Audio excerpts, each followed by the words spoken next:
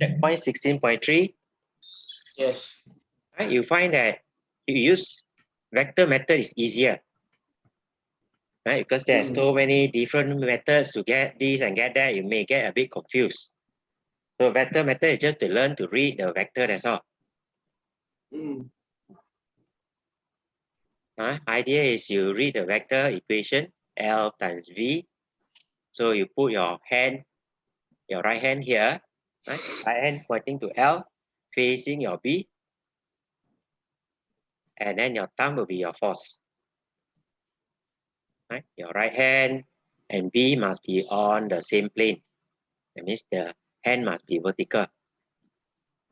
Right? No need to curve it. As long as your right hand, your fingers pointing to L, then if you curve it, it should go to P anyway.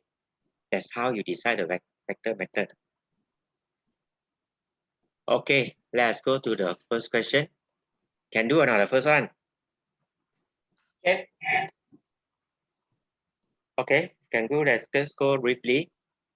A square of coil 15 cm carrying a current 2 ampere is placed in a uniform magnetic field of flux density 0.5.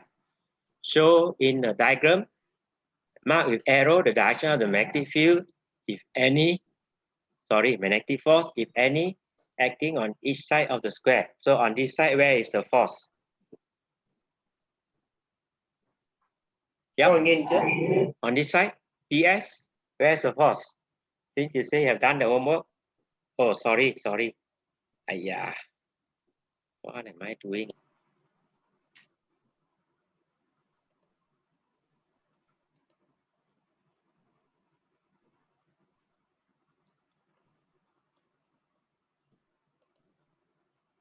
Okay. Or this side, PS. Tell me if you cannot see the diagram. PS, where is the direction of the force? Since you say you have done it.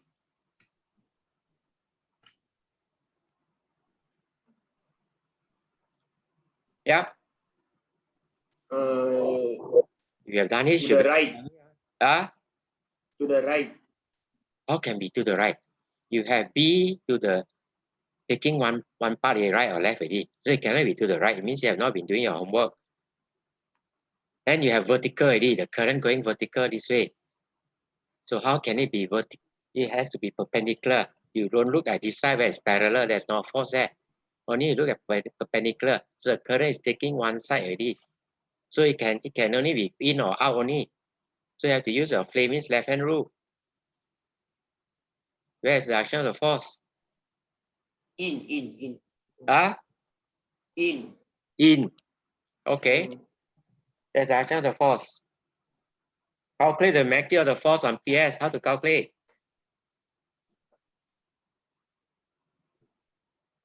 F equals to BIL, the formula. Okay. Bill, BIL. If it's perpendicular, BIL, no sine theta. Then put in your value. Remember that change this one to meter. This one already in Tesla, so it's okay. So you get the answer. Explain why the resultant force of the frame is 0. This is your last semester work. Why the resultant force is 0.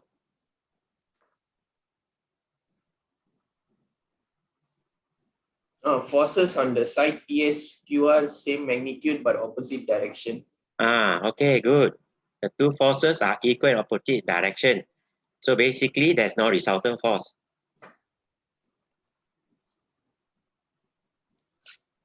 Describe what happened to the coil.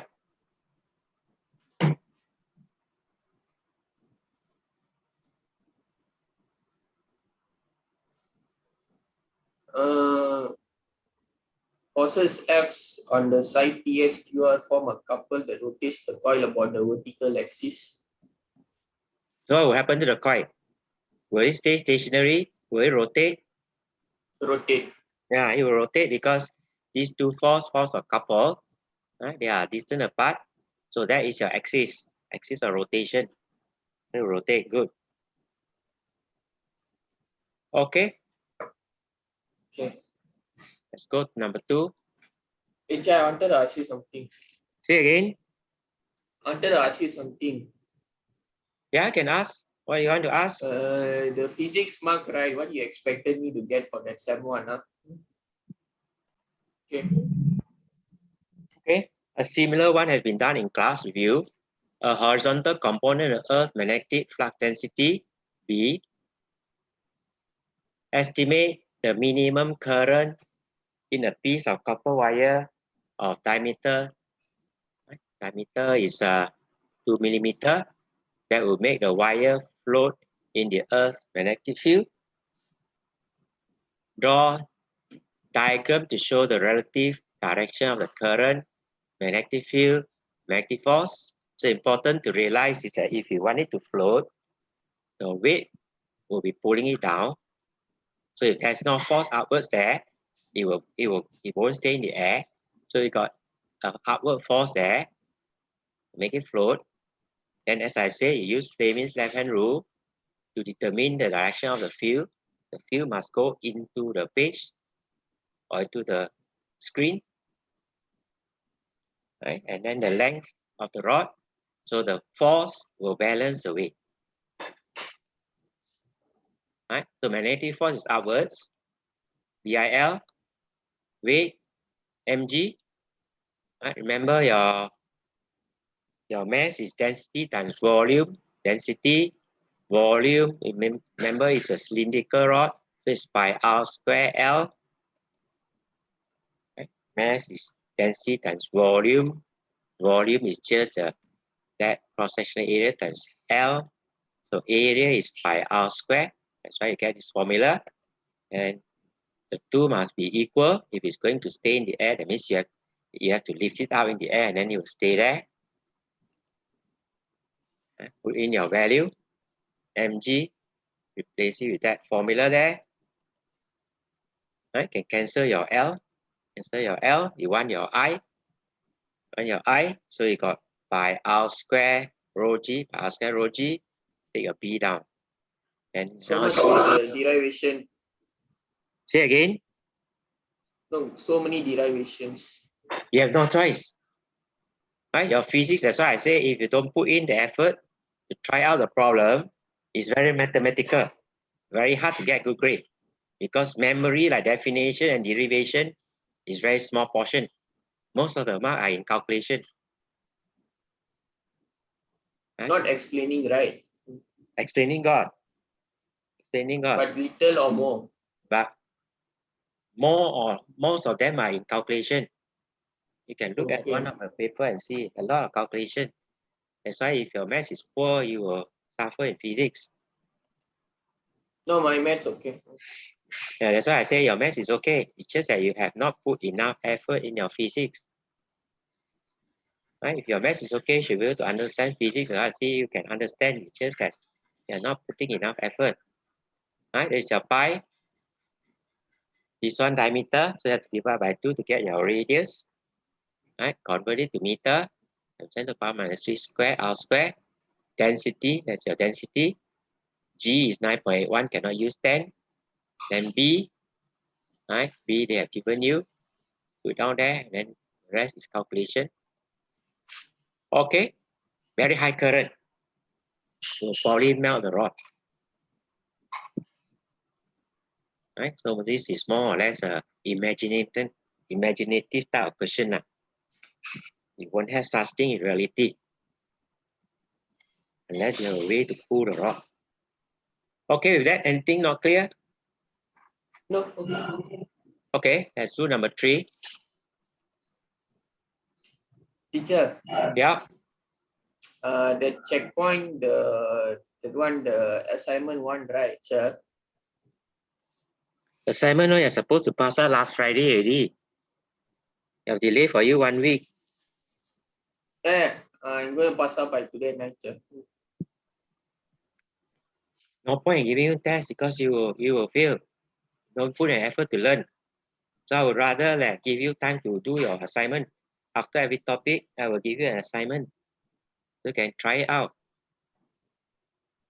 Okay? Make an effort. I'm going to send you I want tonight, sir. I want to see some progress. I don't want you to skip on every week. Have to spoil you without because you didn't do your homework. Okay, let's carry on.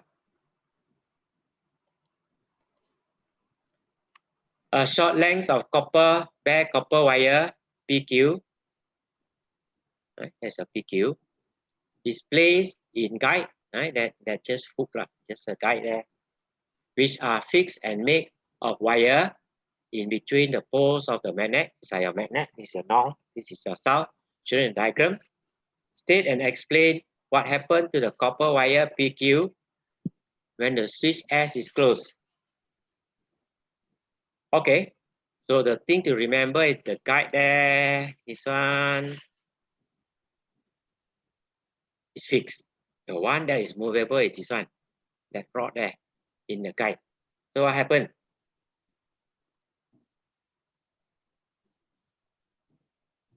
Yes, what happened?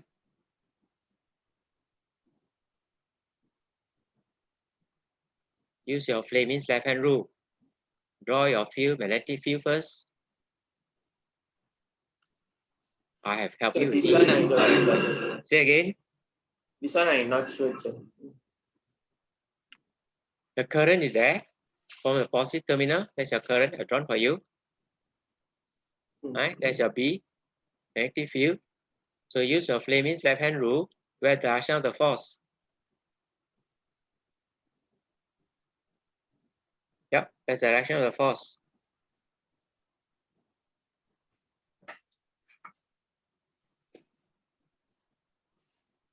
Yep, Fleming's left-hand rule. Out. How can be out? You are Coming looking out. at this conductor here. The current is going in. So it cannot, in or out cannot be the answer. Left or right also cannot be the answer. It's either up or down. So use your Fleming's left-hand rule or use your right-hand palm rule easier.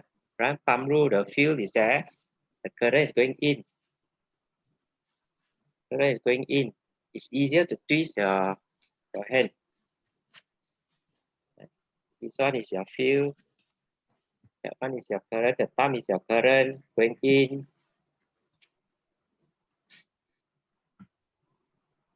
Yeah, the direction of the force. Use a method that you are confident in. To me, right hand palm rule is easier to turn. Use your left hand rule. Left hand rule, the field is to the right. Current is going in. Yeah. Yep. What's the answer?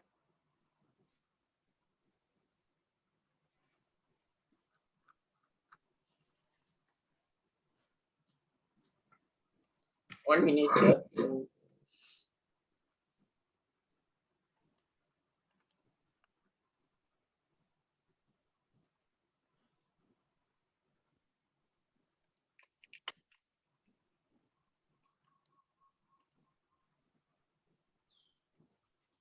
So the force is to the right. Cannot be to the right or left. I already told you the magnetic field is already to the right already. So it cannot be to the right or left. It can be must be up or down. That's the other only three perpendicular direction only.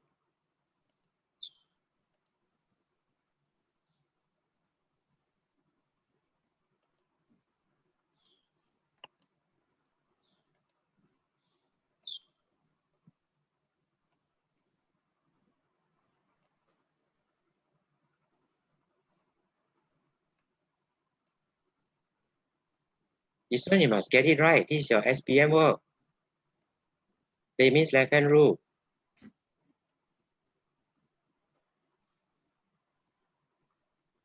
Right? That's your current. You have to adjust your finger, it's going in. That's your current. You're looking at the rod here, PQ. That's your current. That's your field. That's your field. And that's your force, motion. Right? So the force is outwards. So it means that the force will act on this wire there, PQ. It will jump up. When it jump up, you lose contact, no current flowing. So Hey, the force will go down. Force will go down. what go down? Go up. Check your direction again.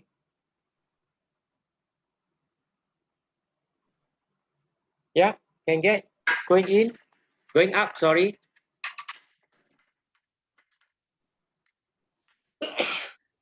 Can. Yeah. Go up. Sorry, yeah. Go up. So when it go up, it lose contact with the hook, no current or flow. So gravity is the one that will pull it down. It will touch again. So it keep on jumping up and down. Right? So when the wire lifts up, it loses contact with the guide. Right? There's your guide. There's your contact there. No current or flow now. So the magnetic force becomes zero. There's a magnetic force. And the wire returns to the guide. Right? Then you will repeat again until you switch off. Okay, any comment?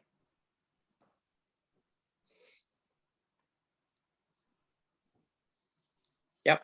Any? No, sir. If not, That's it, right? say again. That means we just explain the force goes where, and then that's it, right? First, you must understand. Use Fleming's left-hand rule. Get your direction of the current. Current is always from the positive terminal coming down. So yeah, don't concentrate on the guide. Concentrate on this wire there, PQ. So the current is going through there. Then the SP? Right? The current is coming from the positive terminal, coming down. Yes. And then from P to Q is going in. So you must try to imagine it's going into the page, even though they do for you 3 dimension. Then the field is starting from the north to the south pole. So it cannot be left or right. It cannot be in or out. It must be up or down. Then use your Fleming's left-hand rule. Right? Point your field there to be. Then the current is going in. And the force must be going up.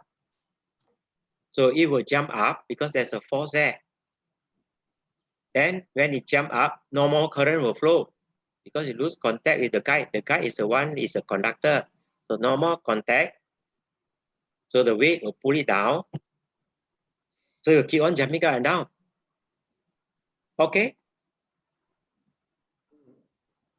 Any question to ask? No. No. Okay, let's go to a new topic then. Sure. Yeah. Sorry to disappoint you for the sem 1. Well, you have to make the effort. If not, you are the one losing out, not me. No, but do you think I can score or not? Like I know confident in physics also. Yeah. What's the point of going too fast? If you don't understand that the students are not with you, you go too fast, all your students cannot catch up. You have to see your class. If most of the students fail or didn't do that well, then you cannot go so fast. What's the point of fasting? You still got so long a time. It's better to do slowly and help your student understand each topic first. Okay, no point in going too fast. That's why I slow down. Slow down 1 or 2. No, even I asked my friend, he said in tuition he's still in this chapter only, not in chapter 17. No. Can your friend understand or not? Yeah, he's teaching very slow. Yeah, your friend can understand when he goes so fast. No, when go by so slow only, then he can understand, not but so fast. So how many of your students fail the exam? Physics, Ah, I remember 5 people. I can see 5 out of about 16. So he cannot. No, not 16, 18. 18. Yeah, okay. 5 out of 18, and then I'm sure very few of them get A or B. So 3 people. How many people? 3. 3 people. So it's a class that is wide range of students. Some are good students, some are poor students, some are average students. So you teach so fast, you don't help the weaker one to understand. So the weaker one will be lost unless they got somebody at home to help them. Okay, let us carry on. Sorry, what am I doing?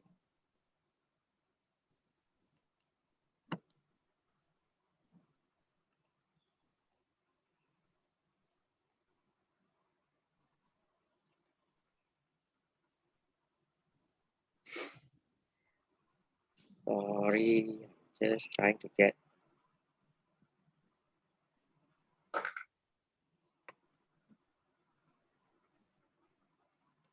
Try and get the right slide.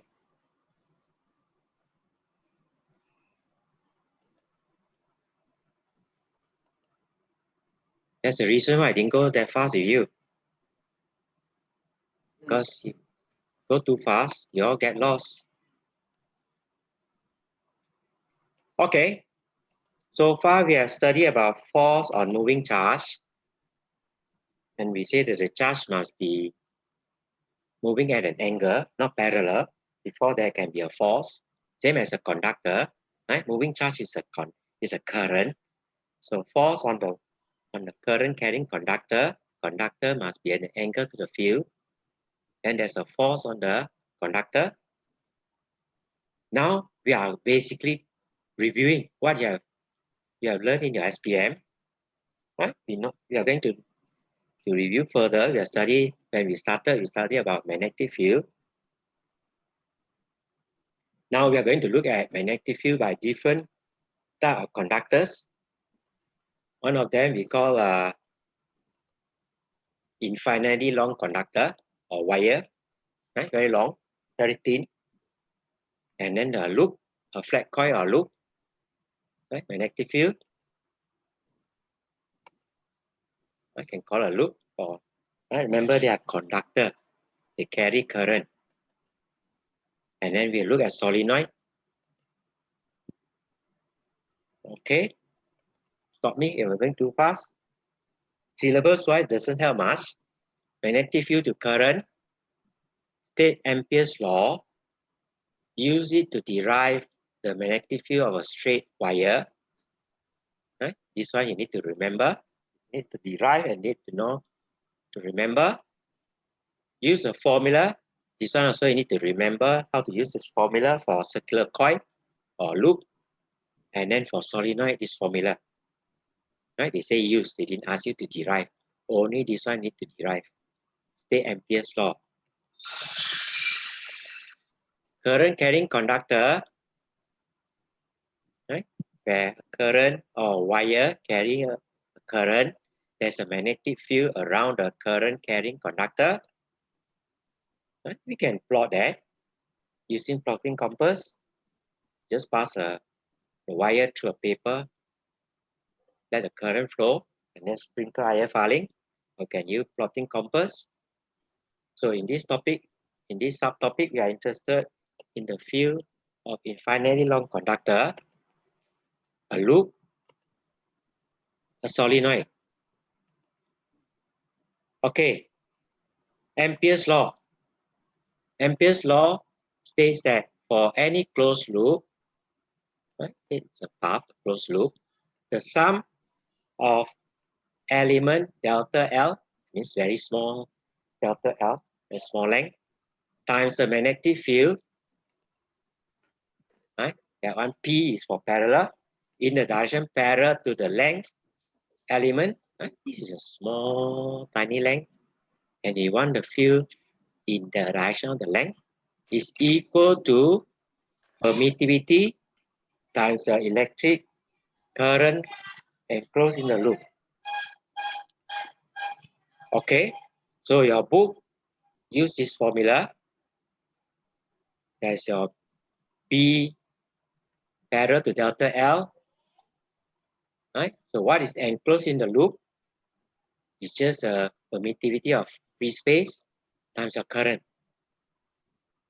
Right? It's just like Gauss law. Gauss law is basically the same thing. We are looking at a closed surface. Right? So if it's a charge, the closed surface is your sphere. And the enclosed one is your epsilon here for Gauss law. And the charge is your Q. Right? So it's almost similar, the formula. Except you work with a closed surface. Sorry. Okay, we have to change to a new Zoom soon. That is your loop. Right? There's a difference. So we are looking at this tiny element, delta L. And that's your B. B can be at an angle. So you have to resolve it so that this delta L and this delta B are parallel. So usually where this one becomes so small, we can integrate that. This one show you is a closed loop. It's a vector equation. Vector B dot delta L. This delta L becomes DL. That's all, if it's so small. Okay, so you can either think of it as sum, or usually we use integration now. With your circle there, call it closed loop. So that's mu naught, and we got you got n wires, then you put n. No? If you got one current carrying wire, then it's just n equals to 1. No? Okay, so memorize that. You can use integration. Let's try that later on. Okay, straight wire or conductor carrying a current. This is probably your STPM work. So in this case, the few lines are circular with the center as a wire. Right? What is wrong with the diagram? Always remember. Right? I don't think you know, but never mind. In case you have read this one, require you some information that I will teach you in a while. But in case you have learned from your book, what is wrong with the diagram? This one. This diagram. What is wrong?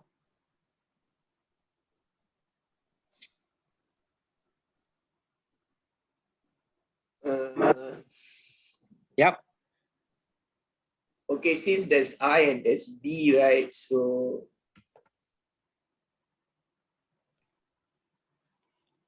I is upwards, B is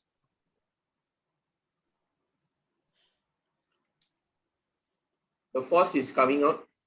No, not looking for the force. I'm asking you, anything wrong with the diagram? It's okay if you don't know. If you know, good. The other one don't have field. Now, let's see what's wrong with the diagram. Right? Anything in the net, most of it are free. But always remember, you must have a bit of discernment. Right? A bit of what? Textbook is more reliable. Correct, it's concentric circle, but it cannot be equally spaced. You will see why in a while. Right? First thing you must recognize, the circle there are concentric circle, closer near the wire, and as you go further and further away, the distance between them becomes further and further away. That means the field becomes weaker and weaker because it has to spread over a bigger area. Closer together, the field are close together because it's stronger. Okay, so that time that right hand grip rule will go into a while. Just tell you, the fingers help you to find the direction of the field. Right, that's the direction of the field. The thumb point in the direction of the current. Okay, so how do we draw it?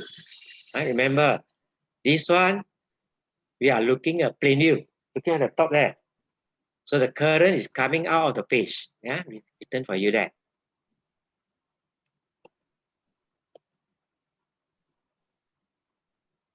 Right, we're looking at the magnetic field around there. So whether it's a current carry conductor or moving charge, it has a field there. Right, so we need to show that closer, stronger, further away is weaker. Right, so direction, right? Direction there. Right? So it's moving anti-clockwise. Right? At least you must have 3. In the exam, they ask you to draw at least 3. You can draw more if you want to, because you must give sufficient information for whoever marking you to see whether you understand what is happening. For compass, use a compass to draw it. If not, you have to write down. Now the examiner see that it's just not a curve, it's concentric circle.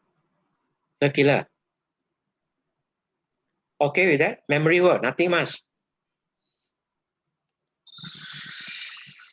Okay, we will derive the formula in a while, but you need to know, memorize it and use it. Magnetic flux density, a perpendicular distance away from the wire current. There's a wire carrying the current. So perpendicular distance is just that. Okay? Perpendicular from the wire. Mu naught is the permittivity of free space, 4 pi times 10 to the power minus 7 ampere meter minus 2 or Henry per meter.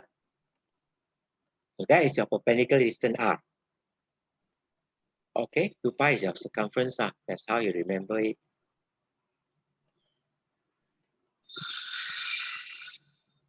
Right? So in electricity, in magnetic field, we use permeability. Right? Basically, you can think of it, the space got something there that the magnetic field has to flow. And usually we use the term free space. It means vacuum. Okay. The unit for mu naught, just base. I think this semester they won't test you on this because it's a waste. The semester test you already. It won't repeat. So mu naught, I'm just giving you a unit instead of D. I use R. Right? So F 2 pi R, and then this I. Right? As far as unit is concerned, we don't bother about different type of current. Don't worry about magnitude. We just represent it I square L. So unit of mu naught, R is in meter, force is in Newton, L is in length, meter, I is ampere square.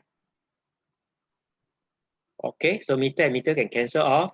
So that's why we get our Newton meter ampere minus 2. Or that is the alternative unit used, Henry, which we'll study later on under inductor. Okay, so don't be unduly worried about this one.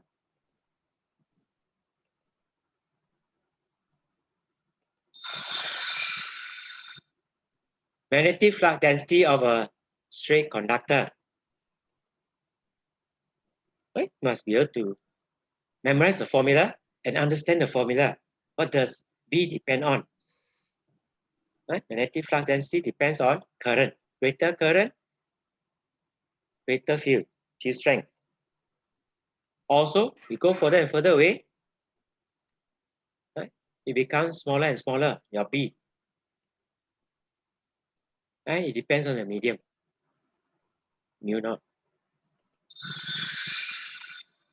Okay, that's the reason why I say, when we draw the circle, right? It's not directly proportional, it's inversely proportional. Nearer, stronger, as you go further, it becomes weaker.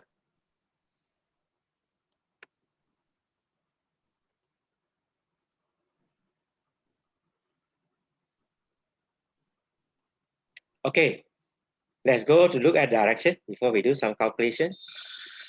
I think you might need to quit the remaining time. Okay, I think it's a good time to take a 5 minutes break.